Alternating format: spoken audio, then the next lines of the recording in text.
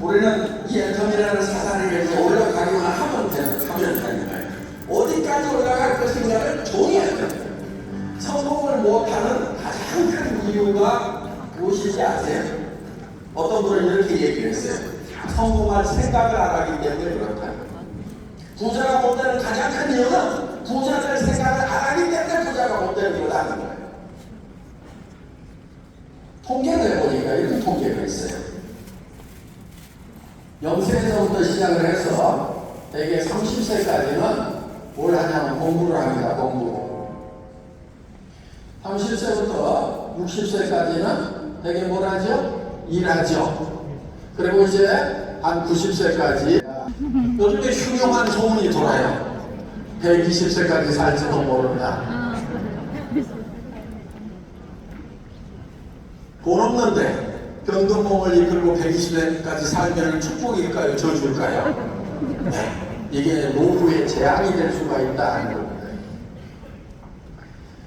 자, 그런데 30년을 준비를 하고 30년을 일을 했는데 결과를 보니까 1% 정도만이 성공자가 됐더라. 즉 부자가 됐더라 하는 거예요. 4%의 사람들이 겨우 경제 문제를 해결을 했더라. 남한테 손 안 벌리고 살아갈 수 있는 수준. 부자는 아니지만 그런 정도가 됐더라. 그리고 15%의 사람이 타결을 했더라. 그 다음에 10%의 사람은 하루벌이를 하고 있더라. 하루벌이 사람 먹고 사는. 나머지 70%의 사람은 일도 없이 돈도 없이 오를 맞이하게 되더라 하는 거예요. 그러면은 30년이나 준비를 하고 공부를 하고 30년이나 나름대로는 새벽부터 일어나서 잘 살아보겠다고 밤늦게까지 열심히 일한 사람들이 대부분입니다. 그런데 왜 이런 좀 이렇게 1%의 사람만이 성공자가 되는가 하는 거예요. 이거를 이제 눈여겨본 사람이 누구냐면은 카네기라는 사람입니다. 카네기가 자기는 이제 가난한 집에 아이로 태어났는데 부자가 됐어요. 그런데 세상에 많은 사람들이 너무나 가난하게 사는 거예요. 그래서 자기가 내가 다시 가난한 집에 아이로 태어난다고 하면은 다시 살더라도 성공을 하겠는가 생각을 해보니까 자기는 다시 또 하더라도 또 성공하고 5번을 하더라도 성공하고 10번을 하더라도 반드시 성공할 것 같더라 하는 거예요. 그런데 왜 이렇게 많은 사람들이 성공을 못하는가?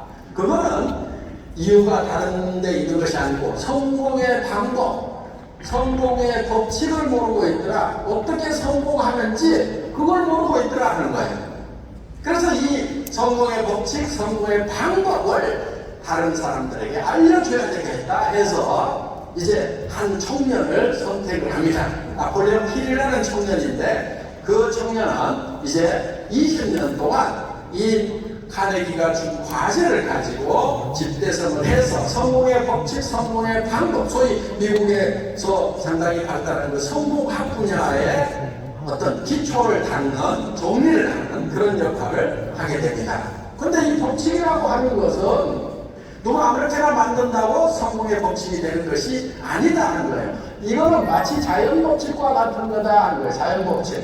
자연법칙. 물이 높은 것은 낮은 곳으로 흐르고 해가 동쪽에서 떠서 서쪽으로 지는 것은 이미 정해져 있는 거다 하는 거예요.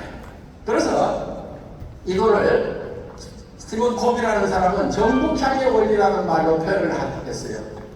정북향의 원리. 북쪽은 이미 정해져 있다 하는 거예요. 자, 손가락을 한번 들어보세요. 손가락을 한번 들어보세요. 북쪽이 어딘지 한번 가르쳐 보세요. 북쪽이 어때요? 북쪽. 뭘 갖다 봐야 돼? 알죠? 나침반. 나침반을 갖다 재봤더니 여기가 북쪽이래요. 그럼 여기가 북쪽인 거예요. 그건 이미 나침반을 갖다 대기 전에도 이미 북쪽은 정해져 있다는 거예요. 그러니까 성공의 법칙이라는 것도 누가 이렇다 저렇다 해서 만들어낼 수 있는 것이 아니고 성공의 길은 이미 정해져 있는데 그리로 가면은 성공을 하고 그리로 가지 않고 자기가 이쪽이 성공이라고 그러고 그를 가봐야 성공을 못한다는 거예요. 그래서 이 성공의 법칙은 카네기가 처음 만든 것도 아니고 박한길이가 만든 것도 아니고 이미 정해져 있는 거다. 그런데 그걸 따라가면 성공을 하고 안 따라가면 성공을 못하게 된다는 거예요. 자, 그래서 이거를 어떤 사람은 농장의 법칙이다 이렇게 표현을 했어요. 농장의 법칙이라는 것은 자연 법칙과 같다는 얘기입니다. 그러니까 농장에서 농사에 성공을 하려고 하면 자연 법칙대로 농사를 지어야 돼요. 농부들은 다 자연 법칙을 따라서 해요. 그러니까 이 법칙대로 해야 된다는 거예요. 그러면은 이 농부가 농장에서 농사를 어떻게 짓는가 하는 것을 가지고 우리가 이 성공의 법칙을 한번 배워보자 하는 거예요. 농부가 맨 먼저 하는 게 뭐예요? 많은 분들이 씨앗을 준비한다, 아니다, 돈을 더 준비해야 된다, 아니다, 돈을 살려면 농자금 있어야 된다, 농부가 있어야 된다, 농기구가 있어야 된다 서로 얘기를 하는데 농부가 맨 먼저 하는 것은 무엇을 얼마만큼 거둘 것인가, 이것을 맨 먼저 결정을 한다 하는 거예요. 무슨 얘기냐면은, 자, 쌀 10가마를 거둬야 되겠다. 쌀 10가마가 먼저 머릿속에 들어오면은 그 쌀 10가마, 무엇? 쌀 얼마만큼? 10가마.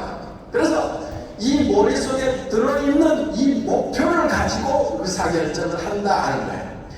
이거를 경영학 쪽에서는 MBO 과정이라고 얘기를 하는 MBO. Management by Objectives. 대기업에서 과장이나 차장쯤 되면은 표준관리협회라든가 중소기업진흥공단에서 하는 목표관리 과정이라는 프로그램의 교육을 보냅니다. 목표관리라고 얘기를 하는데, 목표관리. 그런데 더 정확한 표현은 목표에 의한 관리, 이렇게 불러야 정확합니다. 이 MBO가 사실은 국가 경영이라든가 이런데 아주 광범위하게 다 쓰이고 있어요. 기업에서도 다 쓰이죠. 연말 되면 뭐예요? 내년도 예산 편성하죠. 국가도 해야 해요. 하죠. 내년에는 어떤 일을 어떻게 집행을 하고 어떻게 되어 있을 거다 하는 것을, 복지정책 어떻게 될 거고 뭘 어떻게 되어 있을 거라는 것을 그 전해 미리 다 짭니다. 그리고 5개년 계획, 10개년 계획, 장기 계획 이런 것들을 비전을 다 만들어서 그거를 향해서 끌고 가고 있다는 거예요. 그런데 개인의 삶에는 의외로 이 MBO가 적용이 안 되는 거예요. 목표관리가 적용이 안 되는 거예요. 자, 우리가 어떤 모습으로 성공할 것인가가 내 머릿속에 먼저 그려져야 된다.